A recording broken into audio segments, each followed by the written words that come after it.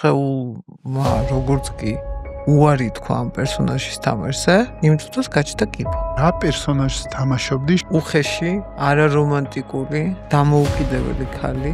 ჩემი იმდროინდელ იმიჯში არანაირად არ ჯდებოდა კიბოს დიაგნოზი. რისთვის დამმართე? არ მკითხო რატო. არ მაქვს მაკითხოს პასუხი. დაისვენა ტვინ. იცი რამდენ რაღაცას არ გავაკეთებდი? ჩვენ ვეპყრობი ჩვენ სხეულს როგორც ტრანსპორტი, რომელიც გადაადგილებს ჩვენ თავს. სიცოცხლე არ არის გრანტით. ხო, როგორც კი მაგას დაუშვებ შენ თავში, წმინდავს შენ სოციუმს. სიკვდილის თემა არის ძალიან ტაბუირებული. მე რომ ვამბობ, რომ კიბო მაქვს, ეს უკვე აღიარებაა. და რას უშვები ამ ემოციას ორანჟკალდა? გადააგდე, სადღაც იქით, უკან.